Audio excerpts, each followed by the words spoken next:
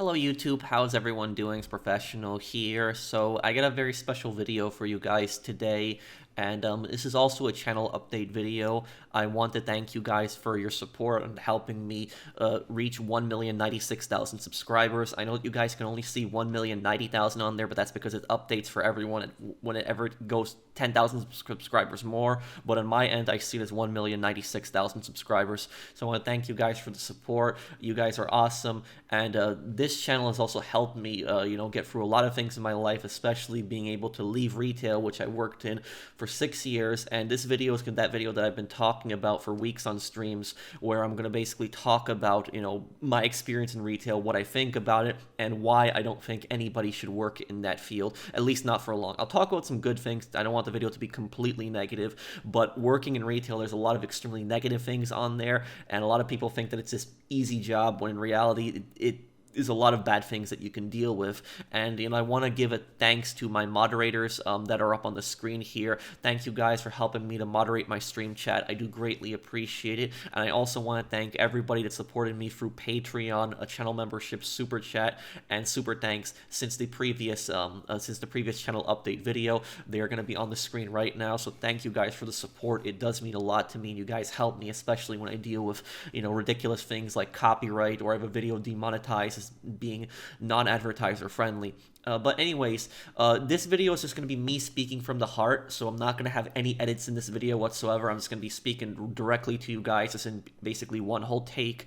The only thing I have is I just have basically a few bulletin points on my computer that I save, just things that I want to go over, but it's going to be basically everything me speaking right from the heart. So basically, retail is working in a store. Retail is any place that sells items. Go into it. Typically when people think of retail, they typically think of larger superstores, but they can also be smaller. Convenience stores can also typically count as retail. And also, I guess this video will probably be relevant to people who work in grocery stores. Grocery stores are kind of associated with retail. Not always. Grocery stores is where you get food. Retail store, it's going to be generally where you can get like a lot of different things, but food is not the main focus of it. But if you work in a grocery store, or you will be able to find this video relevant. And if you work in the food industry, also like fast food, there are things that I will say in this video that I'm sure you will find relevant. And let me know also in the comments down below if you guys have any retail horror stories, because I'd love to read your comments and to reply to your comments. So anyways, I started working in retail in September. This was the very end of September 2013, and so this is over 11 years ago. And I remember that the first time that I actually applied to the place, when I applied to the place, this was like June or July, so it was like a few months before I'd gotten hired. And I remember that the guy that I talked to, that was the boss there, the manager, this guy was like the worst manager that I've ever had in my life, which I'll talk about him a little bit later. But he basically went through the whole interview with me, and then at the end of the interview, he asked me about job experience, and I told him that I've never had an official job. I've worked odd jobs. I've helped family out. I've helped clean up people's yard. I've mowed lawns for people. I've shoveled driveways for people for cash when I was a kid. But I never had like an actual job that was like directly like that, something that I take a check home. I never had that. So this is right when I was out of high school, so I was like 19 years old at the time. And the second that I said I never had a job before, he's like, "You never had a job before?"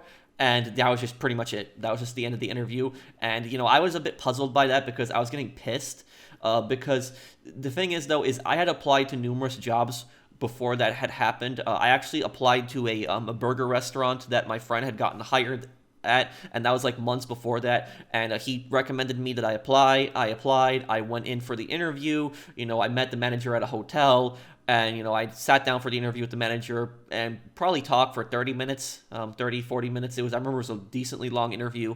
And what ends up happening is, manager tells me that they'll probably get in contact with me. And I told her, like, if you decide you're not going to hire me, you'll let me know, right? And she said, "Oh yeah, I'll let you know, no problem."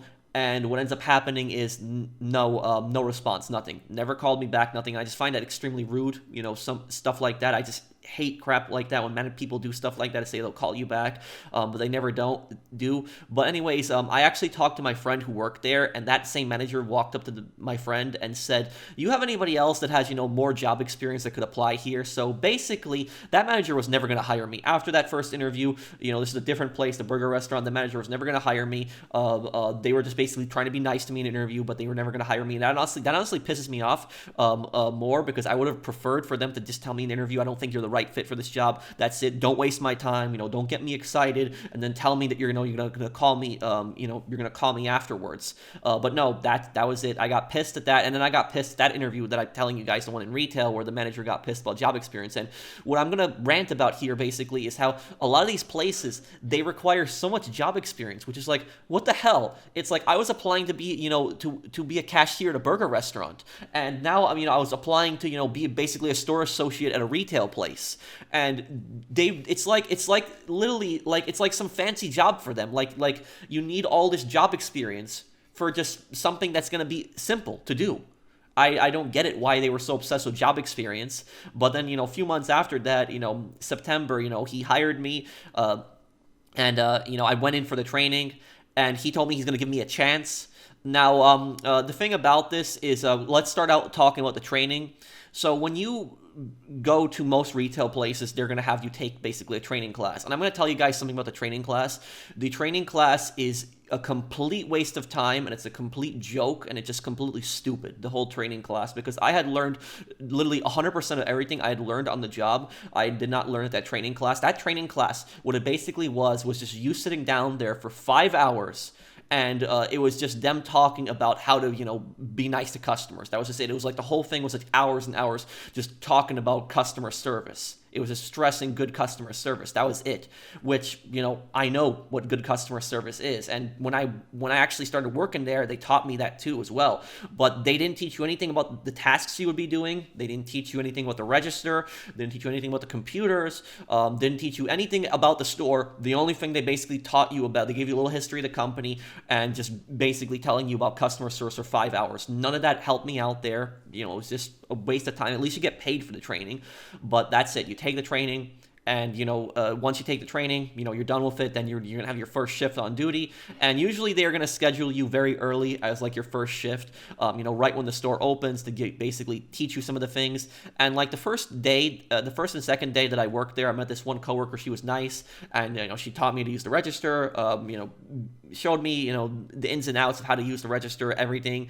The only thing she didn't get the chance to show me was returns, which I'll actually talk about that a little bit later. But basically, it was just a few customers would come in, she'd help me out, teach me how to use the register, and that was just it. What ended up happening is later in the day, the store got so packed. There was just so many customers, and it was just me and this girl just ringing the entire day. And we had 2 extra registers, so we had 4 registers in total. And I was just completely overwhelmed by that many people were just coming in. And, this is my first day on the job, and I've got this many people to ring up already. And I was hoping that we'd at least have one more person ringing up, just have 2 cashiers for the whole store. But the situation actually gets much worse later on. Now, like I said, I don't want this video to be all completely negative. But the good thing that I will say about retail, there are 2 good things about retail. The 2 good things are that it's a fast-paced environment, and this can be both a bad and a good thing. But the plus of being a fast-paced environment is that you learn how to multitask. You learn how to do multiple tasks at once and how to do stuff pretty quickly. That is, I learned how to multitask pretty efficiently, and I would have a good part to thank for it from retail. The second good thing is that you can make good friends there. Now, there are people that say that, oh, your coworkers are not your friends. I don't agree with that. It depends. I would say some coworkers are your friends. That's what I would say about that.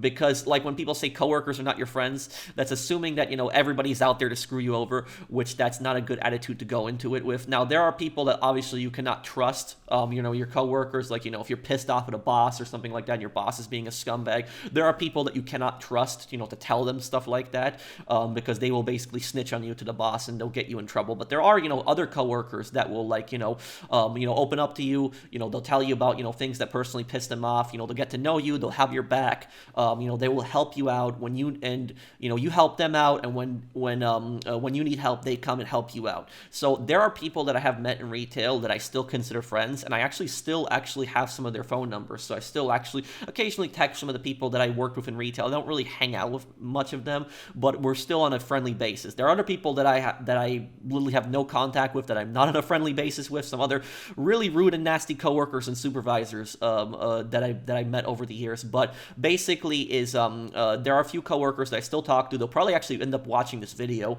But two of my coworkers, they actually got married. So two of the coworkers that I'd worked with, they were actually dating before they both applied at the place, but then they ended up getting married later, and they actually invited me to their wedding. Very nice people, and I always loved working with them. They were both supervisors, and they were both professional people. They were both great. They always had your back. They would always help you out with it. And if a customer was being rude to you, they would stand up for you. So when people say, for example, that your coworkers are not your friends, I don't necessarily agree with that. What I would use the term is some coworkers are your friends, some are not. That's what I would just say to it. If you work with somebody over the years, you will know who's your friend and who's not. You'll just eventually figure it out. But anyways, starting off with working in retail. So when I was telling you guys how I basically got overwhelmed on the first day, the second day that I was working, I was basically expected to man the register by myself. And when I say by myself, I mean I was the only register open. There was no other registers open. This was an afternoon shift, so it was a little less packed, but I was the only register open. There are 3 other registers. I was the only register open. And this happens.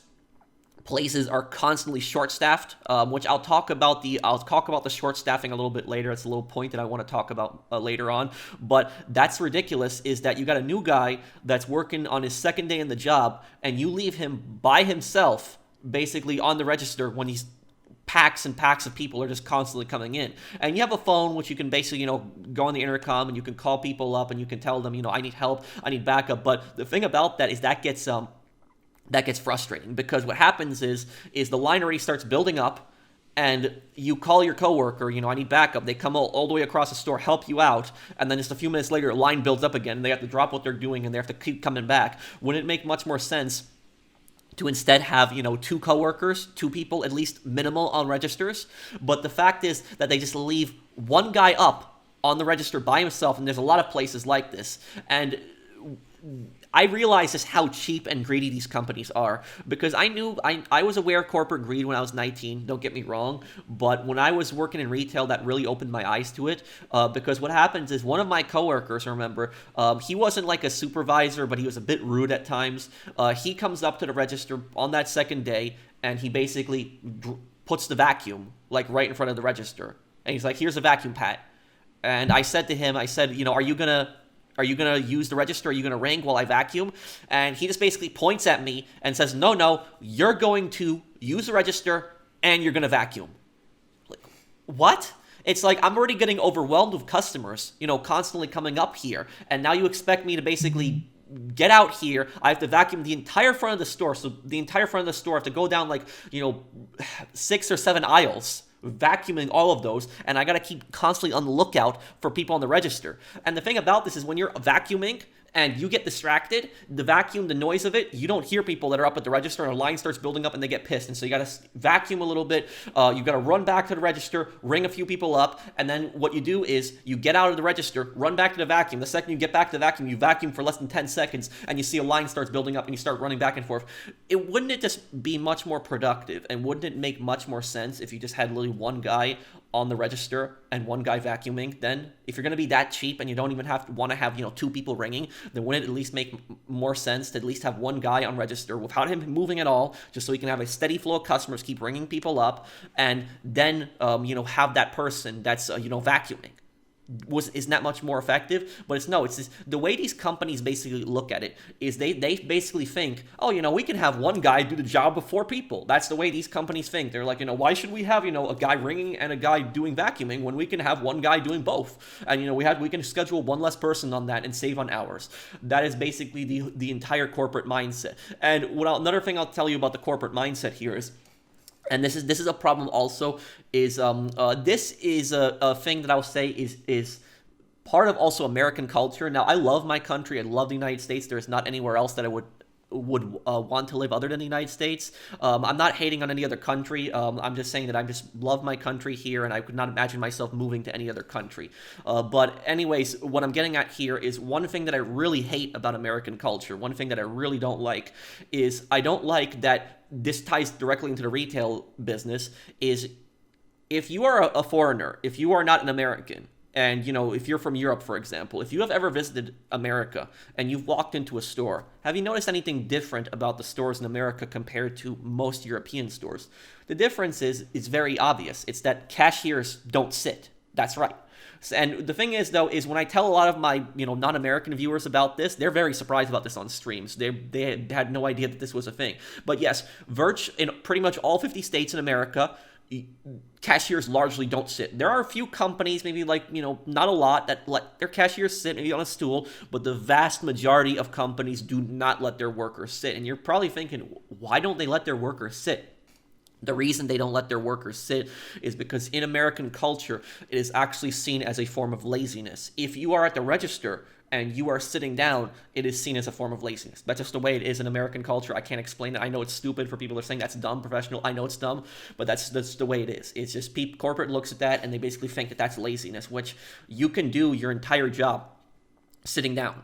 You don't have to kill your back. And I can clean the registers, I can stock behind the registers, I can use the registers, no problem sitting down. I don't see why I have to stand up. The only time you're allowed to sit down is if you have a medical condition, if you have a note from a doctor. That's the only time you can sit down. And that's why I say I would rather walk on the floor and be unboxing stuff than actually be at the register. Because working on a register is actually destroying your health more than unboxing on the floor that day. The reason is because when you're unboxing stuff, you're constantly moving. But when you're on register, you're going to be standing in the same place. And the vacuuming thing does not count because that's basically just running back and forth there and there. And you're stressed out over that. When you're unboxing something, you're unboxing in one aisle, you go to another aisle, you're constantly on the move. But if you're at the register, especially if it's like rush hour, so many customers are coming in constantly and you've got a 9-hour shift. Imagine standing up there for, 8.5 hours because we had a, half an hour break, or I think you get a 15.5 hour with a 9-hour in New York. But that was it. So imagine just standing up there for 8 hours. That's going to basically make your joints hurt, and it's going to make your back hurt. It's just not good. It's just generally better to just sit. If you can do your job sitting, why not? Imagine telling people at in offices, oh, you gotta stand at your computer. How stupid would that be? But that's basically is the mindset. I don't understand why cashiers are not allowed to sit. So I always hated that. I hated that. Coming in there, working for hours. I always much rather be on the floor. I hated, working on the register because of that, because you just stand in the same spot, or even if you do move on the register, it's moving for something stupid like, vacuuming or, stocking the shelves in the front, and you're constantly going back and forth. It's like, my God, just let me sit down, be at the register. That's it. Now, second thing that I'm going to go over here is, this is tying into the coworkers. Now, the coworkers, this can be a hit or a miss. You can you can get really lucky, and you can encounter have a really good store with great manager, great supervisor, great coworkers, or you can have a store that's where it's a complete disaster, where everybody's basically a scumbag, including the other cashiers, and or you can have basically a store where it's just a mix of both, which is basically my store. It's a mix of both scumbags and good people. But what I'll tell you is I remember the bad things that people did way more than the good things, because I guess it's just a really bad experience you just can't get out of your head. What I'm going to tell this is the call-outs. My God, is the call-outs. This is just, oh my God. For people that don't know what a call-out is basically when somebody does not show up to work. They're supposed to be working that day. Oftentimes they will call at the last minute, or sometimes they might even call at all. They just won't show up to work. So you have these people, they just will not show up to work. They just won't come into work. And it just gets really frustrating. And the reason it gets really frustrating is because when you're working that day, you're basically shorthanded at that point. You have one less person that is sorry about that. I think my camera was shaking here a tiny bit. Okay. Yeah, sorry, just moved my table a little bit. But anyways, what I was saying is let's say that it is, midday, right? It's midday. And midday is the worst time when the most amount of people come in at midday. And basically, you have a coworker that basically calls out half an hour before their shift. Oh, yeah, I can't come into work today. You have something like that happen. And what that's going to do is now all of those other coworkers that are working are not going to be able to get their tasks done, and they're going to have all these extra customers to deal with. And the ridiculous thing is management will go after you for that. So if you actually don't finish your tasks because you were actually short-handed or short-staffed, the management will actually go after you. They'll say, why didn't you finish these tasks? And they will constantly criticize you. These call-outs, I've just had so much bad experience with them because, like, remember when I started working there that first month, I was supposed to be working there 3 days in 1 week, and I worked 3 or 4 days straight. And what ends up happening is the next 3 days, I ended up covering those days because people just did not come to work. Now look, I'm not saying there aren't emergencies. I'm not saying that doesn't happen. If you're sick, if you can't come into work, I fully get that. I understand that. I'm not criticizing people for that. But what I'm getting pissed about is people would repeatedly do it over and over and over again. There was people who called out literally 30 times in 1 year or more. I'm not joking on that. So people would just repeatedly do it over and over and over again. And that's what got so frustrating about this stuff. So you would have people that would constantly call out. I was working, that day, 3-4 days. And what ends up happening is I end up covering an extra 3 shifts. So, now at this point I'm working, 6 days straight. And those other 3 days that I covered was people just didn't show up to work. And what ends up happening is the 7th day, finally I have a day off after working 6 days straight, is I made plans to hang out with my friends. And guess what ends up happening is my phone starts ringing, and it is my manager who is calling me. And my manager basically says, Patrick, I need you to come in. Somebody didn't come in right now. And it's never, Patrick, can you please come in? You'll do me a big favor. I'll owe you for this one. Nope, it's never that. It's always, Patrick, I need you to come in on your day off. And this is what happens is these places, they guilt trip you. So literally, it is your day off. You are not responsible for that day. Somebody else decided not to show up to work, and now they are basically, management is guilt tripping you to basically come in on your day off. And that's basically what it's happened to me so many times where I got guilt tripped by management when I couldn't come in. I didn't want to come in. I had a day off. I didn't feel like coming into work. It was not a day I was supposed to be called in, and they guilt trip you. They're like, oh, we're really busy. We need help right now. They will just spam you with multiple messages. They'll tell you, they'll argue with you on the phone. And my manager, says, Patrick, I need you to come in. I tell him I made plans with my friends. And he tells me, oh, just cancel them. And I said to him, no. I'm literally, today's my day off. I literally covered 3 extra days for you. I'm not coming in today. Today I'm not scheduled to work, and it's not my responsibility to come in today. And what does the manager say to me? You know what he says to me? He says to me, you suck, and just hangs up on me. That's what he did. It's like, and I covered 3 shifts in this week for this guy. This guy should have been grateful. He could have been thinking, Patrick already covered 3 shifts for me. Maybe I'll bother somebody else. No, it was that. So literally, I covered 3 shifts for him. And he insults me like that. It's like, why don't you go after the people and, insult the people who are not showing up to work? Why don't you do that? But instead, you go after the person that's covering all your shifts. And this is what my father told me. My father told me that in almost every single job environment is management, whether it's retail or office or whatever the hell it is, any kind of job environment, is management will go after the people who are doing hard work. So the people that are lazy, oftentimes management doesn't do anything about them because those people are going to be lazy. They're not going to care what management is going to say to them. So management is going to generally harass the people that are working hard. So it's not fair to the people who are working hard. And these people who were constantly calling out, management would rarely, criticize them, would rarely, say to them, you can't do stuff like that. It was always going after the people that are working hard, which that just pissed me off is the amount of call-outs. It was just getting absolutely ridiculous. And what ended up happening is one thing that I got a bit pissed about, one thing that I got a bit annoyed about is that there was this one person that I'd worked with who they would call out numerous times, like numerous times. And I'm suspecting that the manager at that time, the manager was somewhat more friendly with them. I don't know, the whole specifics of that. I'm not saying any relationship stuff, but they generally like them. Like the management has favoritism. There are people that they like and they don't like, and it doesn't always have to do with how hard of a worker you are.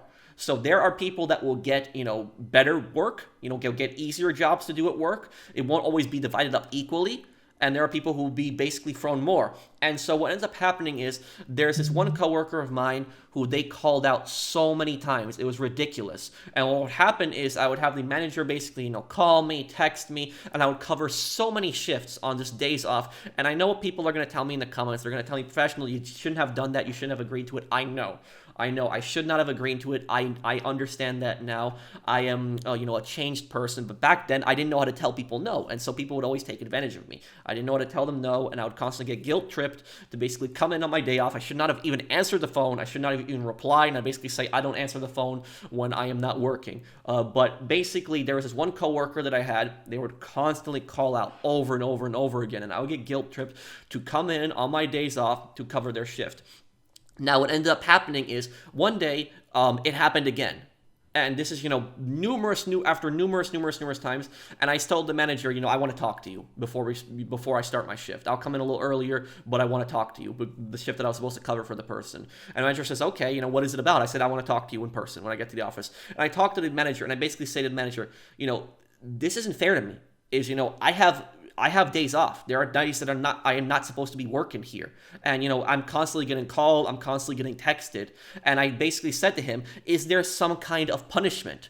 And one of the reasons for people that are calling out, and one of the reasons that this set me off, one of the reasons that this annoyed me about, was because I would have perfect attendance. I would never call out. I would almost never take a sick day. And the one time that I basically needed to take a day off, I had told the manager basically like 3 weeks beforehand that I needed a day off, and it was the day right before Easter, and it was because my mom, she's very religious, and she wanted me to go to church with her. So I agreed to go to church with my mom, and I wanted to go together with my mom. I wanted my mom to be happy. I'm not a very religious person myself, but I wanted to spend some time with my mom, and I wanted to go to church with my mom. And what ends up happening is I tell the manager, 3 weeks beforehand, that I don't, that I cannot come in on this day, the day before Easter. And the manager basically, what the manager basically says to me? Manager says to me, you need to find somebody to cover for you.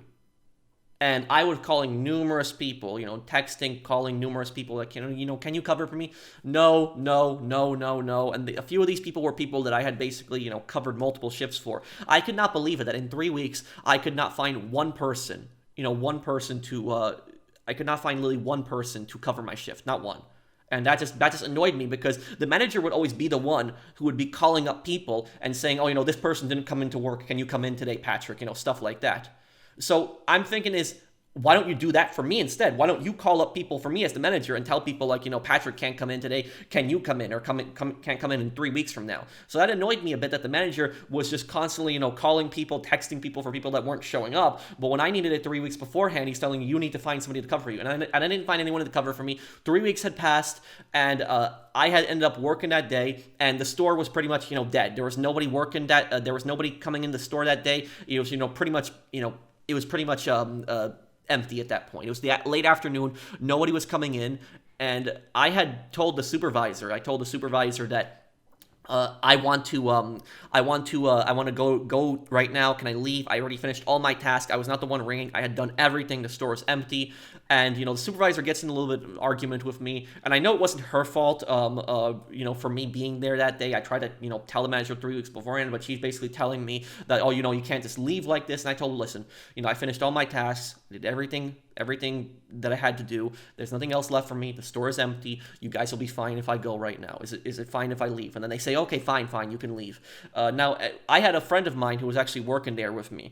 And that friend of mine had ended up telling me that after I left, that supervisor was actually bad-mouthing me and saying, oh, he didn't really go to church with his mom. He just basically wanted to go home. He didn't feel like working today. It was stuff like that. And that honestly pissed me off that the supervisor just bad-mouthed me like that. That did annoy me. I never forgot that about that one. This is a different supervisor. This is not the people that I went to the wedding for. They were nice people with multiple supervisors over the years. But this was a supervisor. She didn't. She wasn't there for very long afterwards. She ended up moving away, but I remember that was just something that I had not forgotten. But now relating this back to my story here is this one person that I worked with, they did not come in multiple times, and I basically sat down with the manager. I didn't bring up that fact that that whole Easter thing. I didn't bring up that, but that was basically in the back of my mind. But I tell the manager, I say, is there a punishment for people constantly calling out, for people, not showing up to work? And my manager basically says to me, there is no punishment.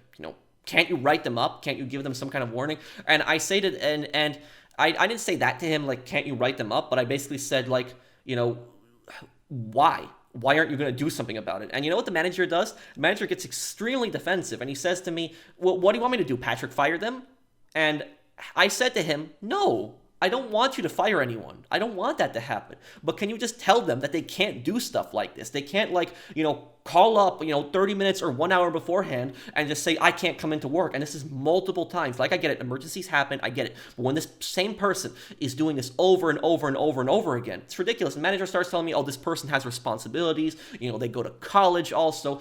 They work another job. But I go to college too. I don't work a second job, but I go to college too. I have other responsibilities. I have things to do. And, I said, say, that person should tell you not to schedule them on these dates if they cannot come in. But it just frustrates me that it's days that I'm not supposed to be working, and I'm basically getting guilt tripped into coming in. So that's what I say is a lot of people don't take the job seriously, and they'll do stuff like that. They just won't come in. They will just constantly call out, and that's just what's frustrating me. And when you work in with people long enough, you will be able to tell really quickly who is the person who is lazy and who's the person who is a hard worker.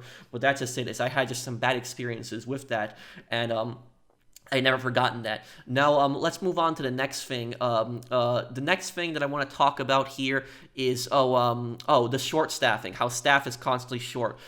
So basically, this is a very common occurrence. Is if you walk into any retail store, you will basically see there's not that many registers open and there's not that many people on the floor, and you're basically thinking to yourself, are there not that many people working? Are they short-staffed? And the answer is yes. Most places are short-staffed. But here's the thing.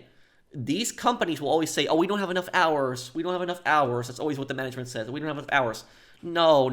The company has an infinite amount of hours they can give. It is they choose not to. So these companies are multi-millionaire, multi-billion-dollar companies. These are companies that have, so many stores, and you're telling me that they can't hire a few more people to be on the floor, a few more people to be ringing. That's just what I say. It's complete nonsense about that. These stores are constantly short-staffed simply because of corporate greed, and it's because of these companies. They just don't want to hire more people. That's just simply it. It's ridiculous. It's not fair to people who are working, and when people call out, you have people who don't show up also. That makes the situation even worse. So that's what I'll say is I don't believe that stuff when they say, oh, we don't have enough hours, we don't have enough hours. That's just that's just it. It's just ridiculous. It's constantly always about corporate greed. They don't feel like scheduling people. They think, oh, one guy can basically do the job of 4 people. That's essentially, exactly how corporate feels. And the ridiculous thing is, I had this one supervisor that I remember, and this one supervisor, he was so lazy. What this guy would do is, what he would do is, I would work on Saturday nights, right?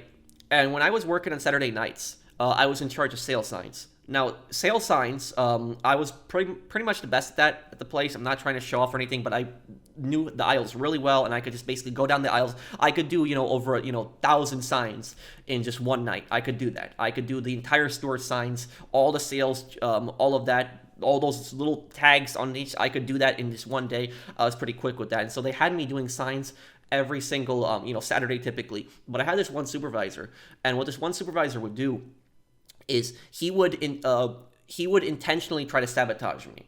And I feel like he was doing it 100% on purpose. I feel like he was. He would give me some random task to basically start doing in the middle of service. Something that was typically supposed to be his job, but he would just give me some random task that was not my job. It was actually his job, and he would try to keep me from doing my work. And you're probably thinking, professional, why is your supervisor trying to keep you from doing your work? The reason he's doing that is because when the store hit 10 p.m., when it hits 10 p.m., he basically comes down on the floor and says, oh, Patrick, because you didn't finish all the signs now, you can't leave until you get all the signs done. And so he would hold me there until like midnight, until 1 a.m. I would be there sometimes 3 hours after shift, and that was just, finishing up all those signs. And what he would do in this time is he would just go up in the office and he would just sit there. And that was just it. Nobody really on the staff liked him. Everybody pretty much has an issue with him. Everybody considered him to be lazy. They just did not like him. They just did not like him in general, and that just annoyed me. And thankfully, the manager, at least in this aspect, was understanding. The manager never got pissed at me for that. For this thing, he didn't get pissed at me because I had two managers. The first manager was a complete scumbag. The second manager was actually a more nicer and understandable guy. But the more understandable guy that I had later, he understood that it was not my fault. It was this guy who was holding me, and he talked to him and he told him, "You can't do this," but the guy still kept doing it repeatedly. It was frustrating. It annoyed the hell out of people. I remember one time when I was working on on a Saturday night, and he ended up holding some of my coworkers there, till like 1:30 a.m. It was ridiculous. But then it was another night that we were working, and this night I'm trying to remember what day it was. It was not a Saturday night because I remember we weren't doing signs, but I remember he basically prevented us from doing all of our work. We actually had more people than usual that day, and I had two other coworkers. And he basically told them that, we can't leave until we get all this stuff done. We had some cleaning, some organization, some other stuff to do. And what ends up happening is, the two of my coworkers say, we got finals tomorrow. We got tests, we got school, we got stuff to do. And I didn't have any finals. I didn't have any exams. I didn't have anything, stuff like that. We didn't go to the same school, by the way. They went to a different college.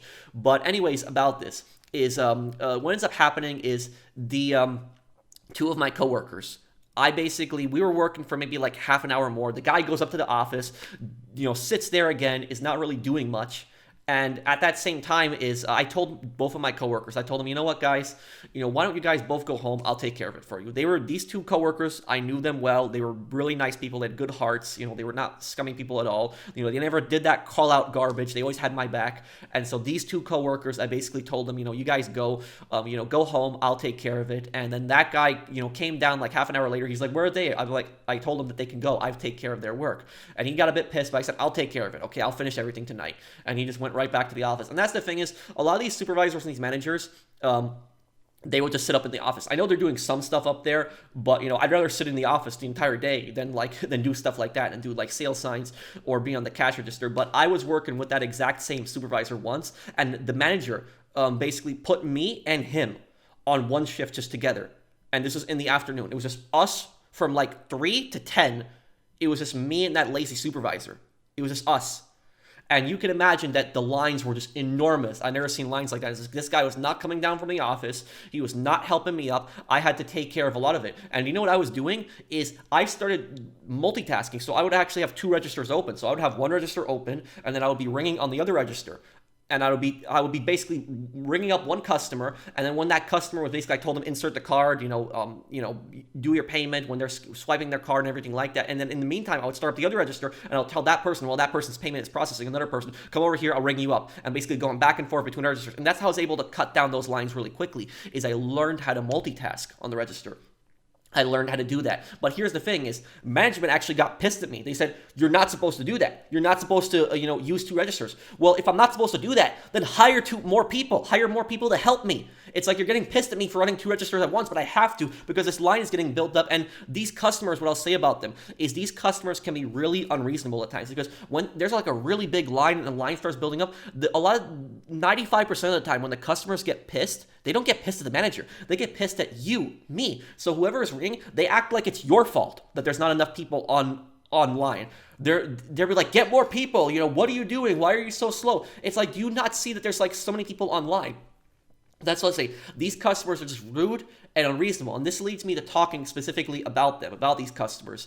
Is these companies are greedy. They don't want to hire more people to be on the floor, but then when the customers complain, they act like the staff is at fault. When no, it's the company's at fault because they're not hiring enough people. So when we're going back to the customers now, is customers will drive you insane. Now, what I'll say is to you is I would say that like 50% of customers are like that neutral kind of customer. What I mean by that neutral kind of customer is that customer that basically just comes into the store. They don't have much conversation with you. They just buy their things and leave. That's just it. Those people, don't really have much of an issue with them. Then I would say like 20% are like nice people. They'll ask you how your day is. There are people like that. But then the other 30%, I'll say, are the rude people, the nasty people. These people, like I said, you could not satisfy them no matter what. there are customers who come into a store, and these customers, when they come into a store, they will have, like, an entire coupon book. Like, it's ridiculous. Like, some of them will have like literally 100 coupons. They'll buy like $200 worth of stuff, and then I've seen people like get it all the way down to like $10. And you're scanning each coupon, getting each item. And if there's an error with one coupon, like one coupon won't go through, they will make such a big deal out of it. So they're like paying for like $200 worth of stuff, and they've already gotten it down to like $20. So they're already saving $180, and like one $1 coupon won't go through. They'll make such a big deal out of it. Like, I have, before I started working in retail, I was a really naive kid, because I never in my life imagined that somebody could be so stupid that they would start make such a scene and throw such a temper tantrum over something so stupid like a one coupon not working. But that is exactly what it is. And what I noticed about these people is the people who, spam those coupons, they usually drive like really expensive cars like Mercedes. So that's what I noticed, is they're so cheap when it comes to like just buying stuff in the store, but then when it comes to actually, like, their vehicles, they're driving typically, the most expensive, like, luxurious vehicles out there. But that's, that was just the coupon people. There are people who will, give you a hard time over nonsense. They'll complain over sales. They'll say, "Oh, can you give me the sale from last week?" It's like, no, I can't give you the sale from last week. It was the sale from last week. But then management will come down and say, just give it to them, just give it to them, just give it to them. So, like, what's the point of even having sales if we're just gonna, give people, the sales from like a week beforehand? And the same thing with coupons. What was so ridiculous about my store is my store took expired coupons. They took them, like, and if you're taking like an expired coupon like a few days afterwards, I don't see it as a big deal. I think that's fine. But if you're bringing in coupons that are like months old, there's no reason why a store should take that. They shouldn't. That's ridiculous. But that was, my manager was basically saying, give it to them, do it for them. And then what ended up happening is later on we had corporate come in, and corporate, basically said, stop taking expired coupons, stop doing that. And then the customers started complaining that we stopped taking expired coupons because they were so used to it. And then corporate started telling us, start taking some expired coupons now. It's like, use your best judgment. On that. It's like, what is my best judgment? What is that supposed to be? Is it supposed to be like a month, a week? Like, what is the date? So that's what I say, the coupon policy changed so much. It was just so confusing and just so infuriating. And I'll tell you something, is these customers, a lot of these rude customers, is they basically think that, like, people that work in retail, they either think that they have it easy, or they think that they're like, high school dropouts or something like that. They don't really take them seriously. They don't really care about the stuff that they go through. I'll give you a perfect example of something, of a customer that was really unreasonable. And there was this customer who basically wanted me to bring up Ensure from the basement. Ensure is basically like a protein drink. So our stockroom was in the basement, and we had this door that we would open, like this lift to the basement. This door was like a big steel door. It was ridiculous. The amount of force that you needed to open that, like, I'm pretty sure I damaged my back just using that over the years. But the belt that was like go up from the basement and stuff, it was full of stuff. There was like no way for me to take all that stuff off. So what I had to do was I had to go downstairs to the basement, take all the Ensure stuff, and then bring it up. And she wanted like those big boxes, and I didn't want to make multiple trips. And so what I decided to do is I decided to, like, bring up like 2 or 3 like boxes of that Ensure that was heavy as hell. Like, my back was breaking. I was scared I was gonna trip. I was gonna fall down the stairs. And I ended up bringing it all the way to the front of the store from that. And I am exhausted. My back is killing me. And this customer clearly sees that I'm exhausted after that. She clearly sees that. And what she ends up doing is, when I bring up all the Ensure, she asked me to go down to the stock room. She asked me to go down and check for it. You know what she says? She says, "Oh, they're not on sale? I don't want them anymore." And so now I had to go back downstairs and bring all that stuff down. This time I made multiple trips. I wasn't going to go bring all that stuff down. But that's it. It's like, that's ridiculous. Is you want somebody to bring something up to you, but then you're going to complain about the price. You should have known the price was before you send the person to the stock room. And it's the exact same thing happens is, you tell them we're out of stock. Oh, can you still check the stock room? It's like, I told you we're out of stock. Can you still check? Okay, fine. And oftentimes, I'll tell you something. I'll be honest with you guys. I got so annoyed at some of these customers when they would tell me that it's not in the that it's not that oh, can you go check? I knew a lot of times when something was not in the stock room, like common items, and I would tell them it's not in the stock room. Can you still check? And so what I would do is I would go downstairs, and what I would do is I would just basically stay on my phone. So I would basically sit on my phone for 5 minutes when I was downstairs in the basement. There was really no cameras in the place where I would go, and I would just sit there for 5 minutes, and then I would go right back up and tell them we didn't have it, because I literally told you that we didn't have it. So you're wasting my time by sending me down there. So I'm just gonna do some things on my phone in the meantime. So I started doing that. I never really told anybody that I did that. If they caught me, they probably would have got pissed about that. But I started getting annoyed at those customers. And what I'll tell you about these customers is these customers are probably going to be the biggest part of ruining your mental health when it comes to working in retail.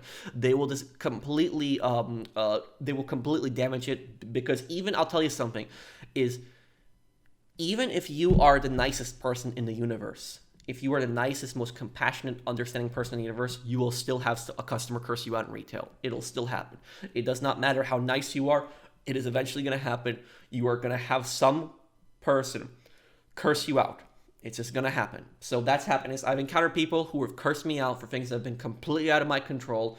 They've been ridiculous to me, just unfair to me. I remember I had a psycho customer once where the guy comes in and he buys a pack of gum. And he gets like $20 back. And I think it was like 2 10s that he took. And he leaves. And what ends up happening is he comes back. And he says that the laundromat, won't take, bills. I need coins. And so I gave him some change for the coins. He comes back a third time. This guy now comes in the store screaming at me, just yelling at me. And I was like, what the hell did I do? Why are you so pissed? What's the problem here exactly? And the guy says that the moment he left the store, somebody prank called him, and he was accusing me of doing it. Now, for people that are confused, this company that I worked at, we had a store card. And if you didn't have your store card, you could give your phone number. And it would work the exact same way. It was, look up your account and you get your rewards points and stuff like that. Now, this guy was accusing me of prank calling him because he gave the phone number. But the thing is, though, is when you punch in as many phone numbers as I do in like a single day, is you're going to forget that the next phone number. Like when somebody gives you their phone number and then the next person like comes up and gives you theirs, you're going to forget that afterwards. It's just you're punching in so many phone numbers, you're probably not even going to remember one phone number then. And he was like accusing me of prank calling him. And I told him like, sir, why would I do that? It's stupid. I'm working here. There's a camera right above my head. I didn't use the phone at all. And he just says to me, oh, I better not find out you did it. Now, what ends up happening is I told my supervisor about the whole thing, and he ends up waiting at my car at night. So when we actually were leaving at 10 p.m., the guy's like right in front of my car. He's just standing there. And he basically says to me, I better not find out you did it. And I'm like, listen, dude, I didn't do it. I didn't prank call you. I didn't do it. But this guy had like some serious issues that he constantly was like harassing me of this. Like I didn't know if the guy was going to get violent or what. It was like some creepy guy like waiting at my car at night. Like, and for people wondering how he knew what my car was, it was because we only had like 3 cars in the parking lot because the entire lot was just empty at that point. But he was just standing there, right there. It was creepy. And what ends up happening is my supervisor's, her husband, he's this really big guy from Sweden.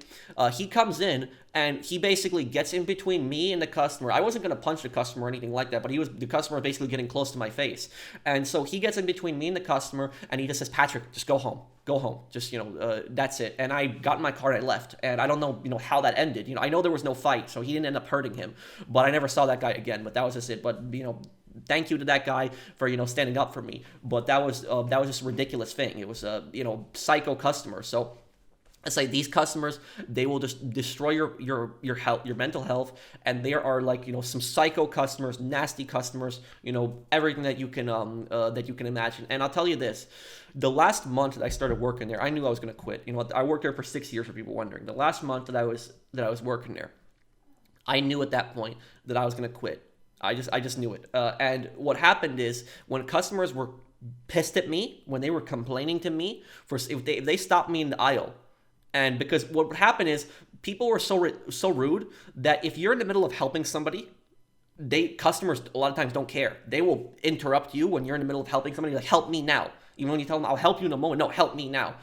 So if I had people that would basically come in when I was doing something in the aisle and they would just interrupt me, especially when I was helping somebody else, and they would just give me an attitude, I started saying the exact same thing to each of them. And I would tell them like, sir, I can help you with what, sir, ma'am, I can help you with what you need. But you have to be nice to me. If you're going to continue being rude, nasty to me, I'm not going to help you. And if they kept being rude and nasty to me, sometimes I had them apologize, but other times they kept being rude and nasty. Like I saw that their attitude was not changing. You know what I did? I would just walk away. That is exactly what I would do. I would just walk away. And do you know what happened is, I'll tell you something. It's like magic. It is honestly like magic, because when you walk away from a rude customer, they are so shocked. Like they go from cursing at you to just complete silence. Like they're just shocked like this, because they expect you to just sit there and just take it. They just expect you to sit there and take it. And so I would just walk away and I would tell them if they want us to complain to the manager, go ahead, complain to the manager. I don't care. I'm gonna quit here in a few weeks. I'm not getting paid a little bit over minimum wage to basically get verbally abused by complete scumbags like you. And that's what I'll say is this going into the manager is you want to know how to tell if you have a good manager in retail, how to tell if you have a good one. To tell if you have a good manager in retail, all you need to do is just see how the manager reacts to customers being nasty to you. If a customer is being nasty to you and like the manager comes up and just says, look, sir, ma'am, I'm sorry about the inconvenience, I'll take care of it for you, then quit. Don't work for a boss like that, because a good boss, I'll tell you this, they will come down and they'll defend you and they'll say, don't be rude and nasty to my employee. Don't talk to my employee like that. That is a good manager. That is a manager you want to work for. If it's a manager who basically just sucks up to the customer and they care so much about customer service that they're going to let you get verbally abused by some scumbag, that is not a manager that is worth working for. So that is what I will say, is that is not a manager that you want to work for. And retail is not a place that you want to stay for very long. It's a place maybe you spend like 1 or 2 years. Maybe it's an easy first job. Well, I don't know if easy first job I would say, but easy to get hired. I would say at least in most places. For me, it was a little more annoying at first, but it is and I would say a job that you get at the start, a little place that you can build some job experience, but it's not a place that you just want to stay in for long. And I'll tell you something, this is going into now the scams. So the scammers, I don't consider them customers. I consider them criminals, the scammers, because they're not coming into the store to buy something. They are basically coming into the store to basically scam the store. And there are multiple scams. I have seen so many different scams. One common scam that I've seen that people do is people will actually come in and they think they're smart by doing this. They'll actually come in with like a store bag. So they'll have the bag of the store. They'll come in and they'll take out something and they say that they want to do a return. And this is going back to the returns thing. I just want to go over this really quick because I forgot to mention this, is the company will not teach you how to do a lot of the things. A lot of times you have to learn how to do it. So nobody taught me how to do returns. Nobody did. Nobody taught me how to do them. And what ended up happening is I had to teach myself how to do returns. I went through the register. I would look where the return option is, and I would just figure it out on my own, how to do it. So nobody taught me how to do that. So eventually I had to just figure it out on my own. But these guys, the return scammers, this is the first type of scammer. These guys basically come in. They bring in typically a store bag. They try to act smart, like thinking that if they bring in the store bag, you're going to think that they purchased it from the store. And what they'll do is out of the store bag, they will take out something. It usually has there's usually 3 things that's in common on the item. Not always the 3 things, but usually the item is in an area that doesn't have a camera. Secondly, the item is small. And third, the item is usually expensive. If those 3 things match, that is pretty much a red flag that the item has been stolen. Sometimes they will bring in stuff to where there is a camera, but if the other 2 check out that it's a small item and it's usually something that's expensive, it's usually stolen. The reason they take a small item because it's easier to conceal. The reason they take an expensive item is so that they can get more back. So what they'll do is they'll steal something. And the thing that they typically stole at my store was the probiotics. Like there was these probiotic like pills that people would steal, and these pills, $60-$70. Some of them I think go up to even $100. And so they would steal these things. They would then come into the store with the bag and they would say, oh, return. It was always the same thing. It was my grandma didn't want it. My grandma didn't want it. It was always the exact same. What they would do is you would give them a store credit for that amount. And what they would do is they would then take that store credit and they would use that to buy other things for themselves to get free stuff, or they would just sell the store credit to somebody. That is pretty much what they would do. It is the return scam. And I was able to tell pretty quickly when the return scam happened. Like I said, same story, same people. Like sometimes some of these guys are complete idiots. Like I remember one time I had like a guy who came in and he had like his hood up like this, and he looked like he was high, like he was like this, and he basically just takes out of his like little like sweater pocket here, and he just like throws like a probiotic on the counter, like return. And I'm like, was there something wrong? I didn't want it. And he's just like this. Like it's like I'm like, come on, dude. It's like I can tell that this is so stolen. Like it's like you're not fooling me, dude. You have to be a complete idiot to see that this is not you think that this isn't stolen. But I think the guy was on drugs or something like that too. But I remember I would reject these transactions. What I would typically do is I would typically call the manager or the supervisor and I would tell them like, oh sir, I just need my manager's like approval for like a large return like this. And I didn't really need their approval. I could do it on my own. But the manager would come down and I would tell the manager, I was like, boss, like like, can you take a look at this? Like, do you think that everything is okay with this? I wouldn't say directly that it's stolen, but when I would say that, can you take a look at this? They knew that was basically my code for the item is stolen. And the manager basically then say, oh, we can't return this. Call corporate. That is basically what the manager would say. Because we don't want to accuse them in the store of stealing, but we pretty much know that the item is stolen. So we're trying to avoid a confrontation. But that was it. Is you had people that would come in and they would do scams. I had this one supervisor who was working there. He didn't work there for very long, maybe half a year. And this one supervisor, he was kind of an idiot when it came to this. He was kind of stupid. He was a nice guy. Don't get me wrong. He wasn't like a scumbag, but he was kind of stupid when it came to this stuff. This guy, I called this guy up to the register once. This guy had brought up like a bunch of vitamins that were, we're talking hundreds of dollars of vitamins. No receipt whatsoever. It was obvious to me that the items were stolen. It was my grandma didn't want it. Asked him, when did you purchase this? Could not give me a specific date when he purchased it. Oh, I don't remember, sometime last month. It's like, so you purchased all these, vitamins. None of them are opened. Your grandma didn't want them. You purchased them last month. You held on to them for weeks. Now you're bringing them in all of a sudden now. It was just, for me, it was a complete red flag. It was, another return scam. I call up the supervisor. Supervisor comes down. And I tell the supervisor that, can you look at this? And he's like, what's the problem, Patrick? Can you please take a look at this? Look at these here. I mean, what's the problem? It's like, I'm not going to do the return. That's just what I said to him. And I just walked away. He did the return. And then he says to me, Patrick, what were you trying to tell me? And I was trying to tell him the pills were stolen. And he's like, oh. I was like that. But that was it. It was he wasn't a rude guy, he wasn't a nasty guy, he was a nice guy, but like I said, he was kind of dumb when it came to this. He was good in other stuff. He would help you out in the store when you needed it, but he was not good at that at all, seeing through people. But that's one of the scams. The other scam is we got the gift card scams. The gift card scams is you would have people, if you ever see those YouTube videos with like Kit Boga, when he calls up like the gift card scammers and they're like, do not redeem, all that other stuff. The victims that are buying those gift cards would come in to the store where I worked a lot of times. They would try to buy like hundreds of dollars worth of gift cards. And, and usually most of the time the victims of these scams are elderly people. The reason it's elderly people is because old people don't know these gift cards that well. They don't know how these gift cards work. And so what happens is they go into the store and they're told, buy these gift cards. And when you ask the old people, why are they buying the gift cards? They say, oh, the IRS, that's the Internal Revenue Service. The government is calling me. They're telling me I owe taxes. I got to, buy Apple, Google Play gift cards right now. Or they'll tell you it's the grandparents scam.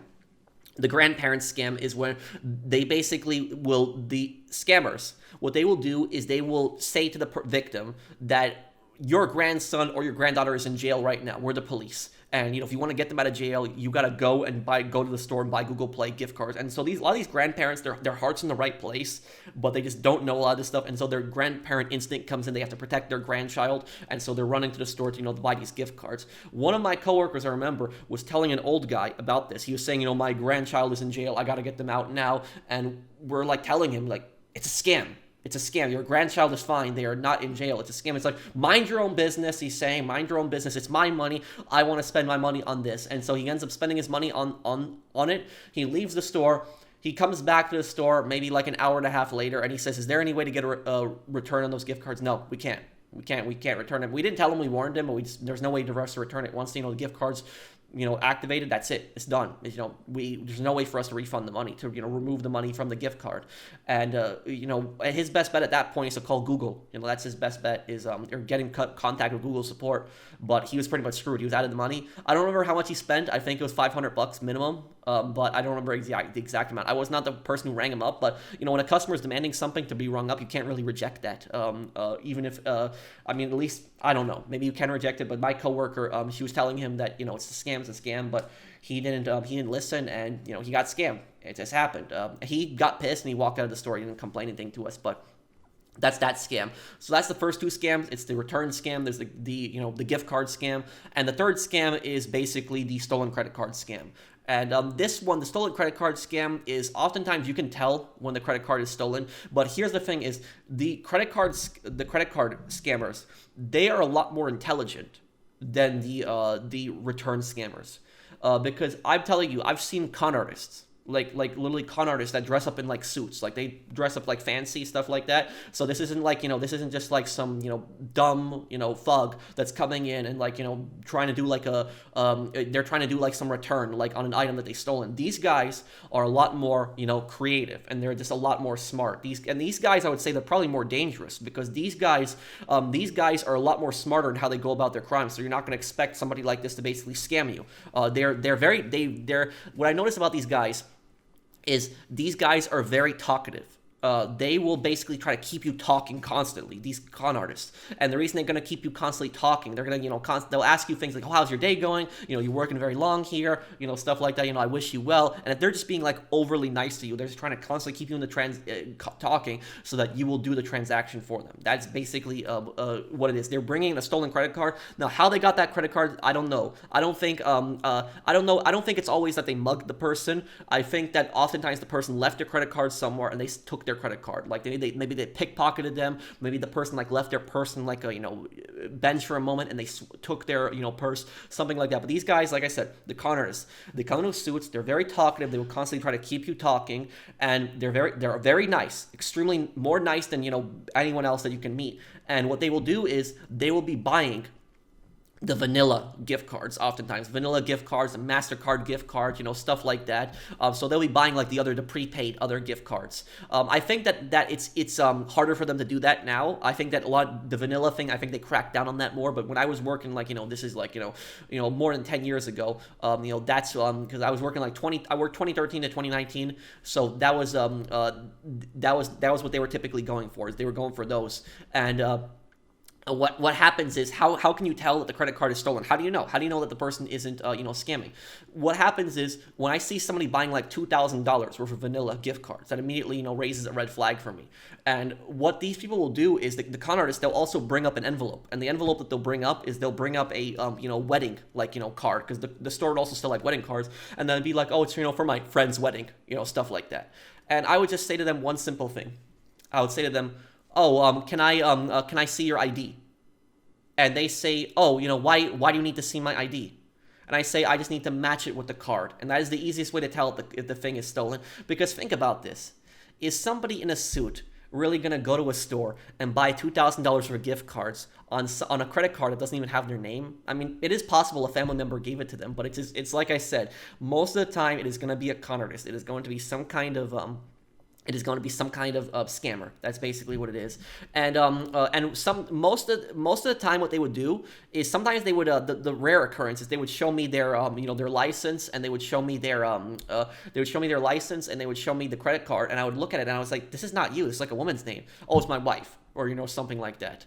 And I would say to them, sir, I can't do this. If you bring me your credit card, I will be able to happily do this, but I cannot do this like that. And other times, most of the time, I would say 90% of the time, they refuse to show their ID. They would say, oh, I left my ID in the car. That's what they would say, and then they would never come back. And they knew, because the jig is up at that point. So they're just going to the next store to basically hit that. So that's what I say is those con artists, I consider those guys way more dangerous than like the guys who would shoplift, because the con artists, they're just a lot harder to detect. And so I ended up saving the company like thousands and thousands of dollars. But even though I ended up saving the company like thousands of dollars, did I ever get anything for this? Did I ever get like a raise or something for this? No. I didn't get a raise for this. It just didn't happen. So you think you would an employee that's like so vigilant on like stopping these scams, you would think that you would reward something for them. The employee saved you like thousands of dollars of your company getting scammed. You would think that you would reward an employee like that. But no. But here's the thing is, I knew I wasn't going to get rewarded for it, but I still stopped those scams a lot of times. And the reason that I would stop those scams is because I just hate dishonesty, and I just cannot stand scammers. It's also one of the reasons I harass scammers. So I do videos where I annoy scammers and I call them up. But I hate scammers. I just cannot stand scammers. I cannot stand dishonesty like that, just tricking people like that, just stealing their money. And even if the person is doing the return scam and they're stealing something from the store and trying to return it, I'm not going to give them money for that. That's just dishonesty. And it's just they took something that was not theirs. And the other people is you have old people that are going to be victims, so of course I'm going to warn them. And then about the stolen credit card, it's not their credit card. It's like somebody's credit card is going to be used. So that's what it was. It wasn't, for me, it wasn't about defending the company when I was stopping the scammers. It was more about being honest and about stopping these scumbags. But I had these scumbags, come in, and these scammers, they cost the store like in any retail store $1,000. If you ever work in retail, you know exactly what I'm talking about. These people, you encounter these scammers, they come in, and now we're going on to our next part. So I was talking about pay. The pay in retail is typically terrible. Is you're going to be paid a little bit above minimum wage. That's pretty much what you're going to be making, either minimum wage or a little bit above minimum wage. And I'll tell you something, the pay increases is so terrible. Like my first year, do you know what my pay increase was? 18 cents. That's what it was. I started on $8.50 in 2013. I got paid $8.67. So minimum wage is, different in New York now. I don't even live in New York anymore, but back then, it wasn't the minimum wage that it is now. So I $8.50, I got 18-cent raise. Really for working hard for you for like a whole year, that first manager was a complete scumbag. The pay was not, it was just not fair. It was just not a good amount. And what I'll say about the pay is, what I find so ridiculous about this is that these retail companies will give these customers ridiculous things. Like these customers will come in with expired coupons, complain, oh, just give it to them, give it to them, give it to them. So they will constantly keep doing all these favors for these customers, doing all this stuff. Like, they'll lose thousands of dollars to these scammers, but at the same time they won't, when they lose thousands of dollars to these scammers and they give customers all this stupid crap, whatever the customer complains about, and customers also come in and they do ridiculous returns. One other thing that I forgot to mention, a scam thing, is what customers will do is they will take like a box of cookies and they'll eat 90% of the cookies where only 10% of the cookies will be left. And what they will do is they'll tell you, oh, I didn't want it.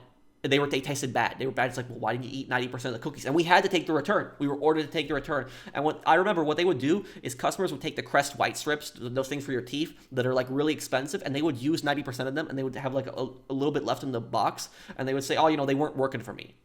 And we would have to take that and lose money on that. So the fact that the company takes like stupid returns like that, customers would also take Tide, like a detergent, they would pour it out at home, and then they would fill the thing with water, and they would try to return it. And you can easily tell it's water if you just shake it, because regular Tide is like a harder liquid, so it doesn't move around. But if it's water, it's gonna move around like crazy. So people do stuff like that. It's ridiculous, and they take these returns. They take these returns, but then at the same time, you're wasting so much money on so much stupid crap. But then when it actually comes to rewarding your hardworking employees, it's just what you're gonna give them, 18 cents? That's what you're gonna do? It's completely messed up. And this is what I'll say about the promotion scam, is be careful for the promotion scam. The promotion scam is something that your company does. Your retail company does this. The promotion scam, what this is, if you work in retail, you probably have encountered this, is you might be working there for even half a year and you might be offered a promotion. So it's kind of weird that you're working there for half a year and you're offered a promotion already. But these companies, management will come up to you and they'll tell you, oh, I want to promote you to supervisor. And I was offered the position of supervisor numerous times. And I would always say, no. And my company, my management was getting frustrated that I wasn't taking it. They kept constantly offering, but they couldn't make me supervisor if I did not agree to it. But you're probably wondering, why wouldn't you agree to being supervisor professional? You're getting a pay increase, right? The reason is because I consider it a scam. The reason I consider it a scam, and let me know in the comments if you agree with me that it's a scam, guys. But basically what the promotion scam is, they will tell you, oh, you want to be a supervisor? We'll pay you $1 more an hour. And most people will jump on that. It's like, yeah, I want to earn $1 more an hour. But what they don't realize is the amount of work that you're going to have to do. So you're going to be responsible for opening and closing the store, responsible for counting the money, all the registers at night. You're going to have to directly deal with customer complaints because you're in charge of that in that day. If corporate comes in the store, you're going to have to be the ones representing the store, dealing with corporate. You are going to be in charge of running truck nights when truck is, unloading, stuff like that. You are going to have specific tasks in the store to do that supervisors will have that maybe regular store associates won't. And the point that I'm getting at is that the supervisor is overwhelmed with so much more tasks. So for just $1 more an hour, they're going to throw so much more stuff at you. And you're still going to have the same responsibilities as a store associate on top of that. So you're going to have so much more extra work for just a single $1 an hour.